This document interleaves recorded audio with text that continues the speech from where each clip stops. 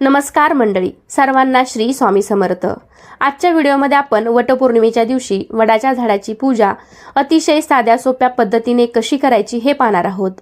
वटपौर्णिमेच्या पूजेचा संपूर्ण पूजाविधी आणि पूजेचा शुभ मुहूर्त काय असेल हे सुद्धा मी तुम्हाला या व्हिडिओमध्ये सांगणार आहे। त्यासाठी व्हिडिओ शेवटपर्यंत पहा, जास्तीत जास्त मैत्रिणींना शेअर करा आणि चॅनलवरती नवीन असाल तर सबस्क्राइब करायला विसरू नका। लगेचच व्हिडिओला सुरुवात करूया। आपल्या सर्वांना माहिती आहे की या दिवशी सुवासिनी स्त्रिया आपल्या पतीच्या दीर्घायुष्यासाठी आणि आपल्या अखंड सौभाग्यासाठी वटसावित्रीचे व्रत करतात, वडाच्या झाडाची पूजा करतात। तर या दिवशी आपल्या घराच्या आसपास कुठे वडाचे झाड असेल तर आपल्याला त्या ठिकाणी पूजा करण्यासाठी जायचं आहे। पण जाताना आपल्याला काय काय साहित्य सोबत घेऊन जायचं आहे ते आधी आपण पाहूया। तर इथे मी असं आरतीचं ताट तयार करून घेतलेलं आहे। यामध्ये 2 निरंजन घेतलेले आहेत, पाणी, पंचामृत, सुतगुंडी घेतली आहे, कापूर, वस्त्रमाळ, 2 विड्यांची पानं, 1 सुपारी गणपतीचे प्रतीक म्हणून, हळदी कुंकू, अगरबत्ती, फुलं, अक्षता, विड्यावरती ठेवण्यासाठी 5 प्रकारचे साहित्य, खारीक, खोबरं, सुपारी, बदाम, हळकुंड, तसेच माचीस। सावित्रीची ओटी भरण्यासाठी इथे मी खण म्हणजेच ब्लाउज पीस घेतलेला आहे, सौभाग्याचं लेणं घेतलेलं आहे, गहू घेतलेले आहेत, ओटी भरण्यासाठी आंबा घेतलेला आहे, तुम्ही केळीही घेऊ शकता, आंब्यासोबतच तुम्ही नारळ पण घेऊ शकता। आणि वडाची पूजा झाल्यानंतर स्त्रिया एकमेकींची ओटी भरतात, तर त्यासाठी इथे मी 5 आंबे आणि थोडेसे गहू एका पिशवीमध्ये घेतलेले आहेत, कारण पूजा झाल्यावरती आपल्याला हे सुवासिनींच्या ओटीमध्ये घालायचे आहे। तर एवढे साहित्य मी पूजा करण्यासाठी घेतलेलं आहे। तर असं सर्व साहित्य आपण घेऊन जाणार आहोत वडाची पूजा करण्यासाठी। तिथे गेल्यानंतर सर्वात आधी आपल्याला वटवृक्षाखाली दिवा लावायचा आहे। कोणतीही पूजा आपण अग्नीच्या साक्षीने करत असतो, त्यामुळे सर्वात आधी दिवा प्रज्वलित करून घ्यायचा, अगरबत्ती लावायची आणि आपल्याला दिव्याची हळदी कुंकू, अक्षता, फुलं वाहून पूजा करायची आहे, नमस्कार करायचा आहे।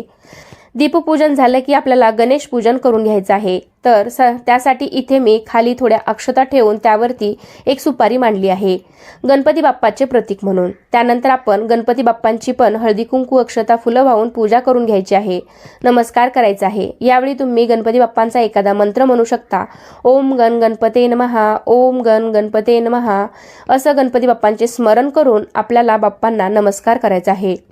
गणपतीला निरंजन अगरबत्तीने ओवाळून मनोभावे नमस्कार करायचा आहे। त्यानंतर लगेच आपण वडाच्या झाडाची पूजा करणार आहोत।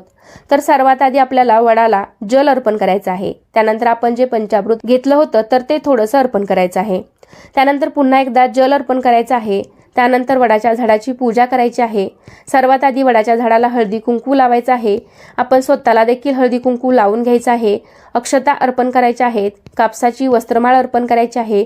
त्यानंतर फुलं व्हायची किंवा आपण हार आणला असेल तर तो वडाच्या झाडाला घालून घ्यायचा आहे। वटपौर्णिमेची पूजा करण्याची पद्धत प्रत्येक ठिकाणी थोडीफार वेगळी असू शकते, तर तुमच्या भागामध्ये जशी केली जाते त्यानुसार तुम्ही करू शकता। पूजा करून झाल्यावर मनोभावे नमस्कार करायचा आहे। त्यानंतर आपण झाडापाशी विडा ठेवायचा आहे। तर त्यासाठी इथे मी 2 विड्याची पाने एकावर एक ठेवली आहेत, त्यावरती खारीक, खोबरं, हळकुंड, बदाम, सुपारी, नाणं असं 5 प्रकारचं साहित्य ठेवलं आहे। तुम्ही फक्त सुपारी आणि नाणं पण ठेवू शकता। विड्यावरती पण आपल्याला हळदी कुंकू, अक्षता व्हायच्या आहेत। अशी वटवृक्षाची पूजा करून झाली की आपल्याला नैवेद्य दाखवायचा आहे। तर इथे मी नैवेद्यामध्ये शिदा ठेवणार आहे। तर शिदा आणला असेल तर तुम्ही एखाद्या पानावरती किंवा कागदावरती पण ठेवू शकता आणि याचा नैवेद्य आपल्याला दाखवायचा आहे। पण त्याऐवजी तुम्ही जर या दिवशी पुरणपोळीचा नैवेद्य केला असेल किंवा तुम्ही कोणताही नैवेद्य दाखवणार असाल, या दिवशी आपण जो काही गोडाधोडाचा पदार्थ बनवला असेल त्याचा नैवेद्य आपल्याला दाखवायचा आहे। बऱ्याच ठिकाणी पुरणपोळी, आमरस असा बेत केला जातो। पूर्वीच्या स्त्रिया शिदाच ठेवायच्या, पण तुम्ही तुमच्या भागानुसार जो काही नैवेद्य असेल तो दाखवू शकता। यानंतर आपल्याला सावित्रीची ओटी भरायची आहे, कारण पौराणिक कथेनुसार सावित्रीने यमराजाकडून तिच्या पतीचे म्हणजे सत्यवानाचे प्राण वटवृक्षाखालीच परत मिळवले होते, त्यामुळे तिला पण वाण देऊन आपण तिची सुद्धा ओटी भरणार आहोत। तर ही ओटी भरण्यासाठी इथे मी ब्लाउज पीस म्हणजेच खण घेतला आहे आणि सावित्रीची ओटी ही गहू आणि आंब्याने भरली जाते, त्यामुळे त्या खणावर मी गहू आणि आंबे ठेवले आहेत। काही जण नारळ पण ठेवतात, तर तुम्हाला नारळ ठेवायचा असेल तर तो तुम्ही ठेवू शकता। त्यासोबतच सौभाग्याचं लेणं सुद्धा आपण या ओटीवरती न चुकता ठेवायचं आहे। अशी पुडी मिळते बाजारामध्ये, यामध्ये सर्व ओटीचं साहित्य पण असतं, खारीक, खोबरं, सुपारी, त्यासोबत सर्व सौभाग्याचं लेणं सुद्धा आहे, टिकली, बांगड्या, आरसा, फणी, हळदी कुंकू आणि ओटीचं साहित्य, तर अशी पुडी तुम्ही या ओटीमध्ये ठेवू शकता. बाजारामध्ये सहज ही पुडी तुम्हाला मिळते. त्यानंतर ओटीवरती आपल्याला हळदी कुंकू व्हायचं आहे आणि नमस्कार करायचा आहे. तर अशा प्रकारे खण घेऊन त्यावरती आंबा आणि गव्हाने ओटी भरायची आहे. ओटीचे साहित्याने सौभाग्याचं लेणं याने आपण सावित्रीची ओटी भरायची आहे. अशा प्रकारे सगळी पूजा करून झाली की आपण जो काही धूप दीप कापूर घेतला असेल तर त्याने वटवृक्षाला ओवाळायचं आहे आणि त्यानंतर मग आपण वडाला फेरे घालणार आहोत, म्हणजेच प्रदक्षिणा घालणार आहोत. तर जी आपण सुतगुंडी घेतलेली आहे तर त्यातील धागा आपण वडाला बांधायचा आहे आणि झाडाभोवती 5 किंवा 7 प्रदक्षिणा आपल्याला घालायच्या आहेत. बरेच जण 21 पण फेरे घेतात. तर तुम्ही तुमच्या इच्छा आणि श्रद्धेनुसार वडाभोवती प्रदक्षिणा घालू शकता. आपल्या घराच्या जवळपास कुठे वडाचे झाड असेल तर त्या ठिकाणी या दिवशी सुवासिनी स्त्रियांनी छान असं नटून थटून साज शृंगार करून वटवृक्षाची पूजा करायची आहे. कारण ही पूजा आपण आपल्या सौभाग्यासाठी करत असतो, त्यामुळे सर्व सौभाग्य अलंकार परिधान करून आपण ही पूजा करायची आहे. तर पौर्णिमा ही रविवारी 28 जूनला उत्तर रात्री 3:06 लागणार आहे. ते सोमवारी 29 जूनला उत्तर रात्री 5:26 असणार आहे. त्यामुळे उदय तिथीनुसार 29 जून रोजी सोमवारी वटपौर्णिमा साजरी केली जाईल. याच दिवशी सुवासिनी महिला वडाची पूजा करू शकतात आणि उपवास पण करू शकतात. आता वडाची पूजा करण्याचा शुभ मुहूर्त काय आहे ते पाहूया.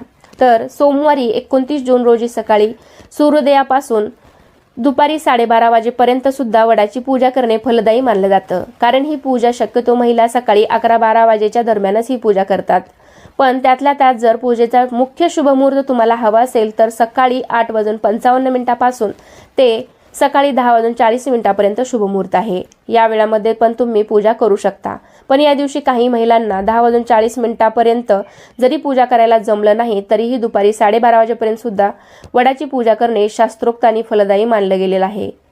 आता जो काही आपण मुहूर्त सांगितलेला आहे त्यातला फक्त दीड तास मात्र आपल्याला वगळायचा आहे. कारण यावर्षी वटपौर्णिमेच्या दिवशी राहू काळ आलेला आहे आणि राहू काळामध्ये आपण शक्यतो कोणतेही शुभ कार्य किंवा पूजा करत नाही. त्यामुळे आपल्याला सकाळी 6:44 ते 8:27 राहू काळ आहे. त्यामुळे या काळामध्ये शक्यतो पूजा करू नका. त्याच्यानंतर तुम्ही 12:30 वाजेपर्यंत पूजा करू शकता. म्हणजेच 29 तारखेला सकाळी 7:15 ते 8:30 वाजेपर्यंत राहू काळ आहे. त्यामुळे शक्यतो या काळामध्ये पूजा करणे टाळा. बाकी तुम्ही 12:30 वाजेपर्यंत सर्वोत्तम मुहूर्त आहे त्यावेळेपर्यंत तुम्ही ही पूजा करू शकता. शक्य झालं तर या मुहूर्तावर नक्कीच वडाची पूजा करा किंवा ज्यांना नोकरी व्यवसायामुळे शक्य नसेल त्यांनी सायंकाळी 4 ते 5:30 या वेळेमध्ये ही पूजा केली तरीही चालू शकतं. फक्त सूर्यास्त व्हायच्या आधी पूजा करा. वडाची पूजा आणि प्रदक्षिणा झाल्यानंतर आपल्याकडे गहू आणि आंब्याने 5 किंवा 7 सवासणींची ओटी भरली जाते. पण कोकणामध्ये किंवा कोकणी स्त्रिया वडाच्या पानामध्येच 5, 7 किंवा 9 प्रकारची फळं घालून ती 5 किंवा 7 सवासणींना देतात. त्यामध्ये करवंद, आंब्याच्या फोडी, फणसाचे गर, जांभूळ असं काही असतं. किंवा काही जण खणावरती आंबा, गहू, ओटीचं साहित्य अशा पद्धतीने पण ओटी भरतात. वडाला फेरे घालून झाल्यानंतर जी सुतगुंडी उरलेली असते तर ती आपल्याला तोडायची नाही, तिथेच ठेवून द्यायची आहे. त्यानंतर हात जोडून वटवृक्षाला मनोभावे प्रार्थना करायची आहे की मला व माझ्या पतीला तुझ्या इतकं आरोग्य संपन्न दीर्घायुष्य लाभू दे. धनधान्य व मुले यांनी माझा प्रपंच विस्तारित व संपन्न होऊ दे. मलाही अखंड सौभाग्य लाभू दे आणि 7 जन्म तोच पती मिळावा अशी प्रार्थना वडाच्या झाडाला करायची आहे. मनोभावे नमस्कार करायचा आहे. अशा प्रकारे सगळी वडाची पूजा करून झाली की तिथे काही सवाष्ण स्त्री असतात तर जातानाच आपण एका पिशवीमध्ये गहू आणि 5 आंबे घेऊन जायचे आणि पूजा झाल्यावर तिथे काही स्त्रियांच्या ओटीमध्ये आपल्याला घालायचे आहेत. 5 किंवा 7 सुहासिनींना सर्वात आधी सवाष्णीला हळदी कुंकू लावायचं आणि मग अशा पद्धतीने आंबा आणि गहू त्यांच्या ओटीमध्ये घालायचे. ओटी भरल्यावर त्यांना नमस्कार करायचा. काही ठिकाणी उखाणे पण घेतात. तर हे सर्व तुम्ही तुमच्या आवडीनुसार करू शकता. तर या व्रतामुळे आपल्याला अखंड सौभाग्य प्राप्त होते असे मानले जाते. तर अशा प्रकारे आज मी तुम्हाला वडाच्या झाडाची पूजा एकदम साध्या सोप्या पद्धतीने कशी करायची हे दाखवण्याचा प्रयत्न केला आहे, हे सांगण्याचा प्रयत्न केला आहे. तर कसा वाटला तुम्हाला आजचा व्हिडिओ मला नक्कीच कमेंटद्वारे सांगा. व्हिडिओ आवडला असेल तर व्हिडिओला लाईक करा. जास्तीत जास्त मैत्रिणींना हा व्हिडिओ शेअर करा आणि तुम्ही माझे व्हिडिओ पहिल्यांदाच पाहत असाल तर चॅनेलला नक्की सबस्क्राईब करा. चला तर पुन्हा भेटूया अशाच एका छानशा आणि माहितीपूर्ण व्हिडिओमध्ये. तोपर्यंत सर्वांना श्री स्वामी समर्थ. धन्यवाद.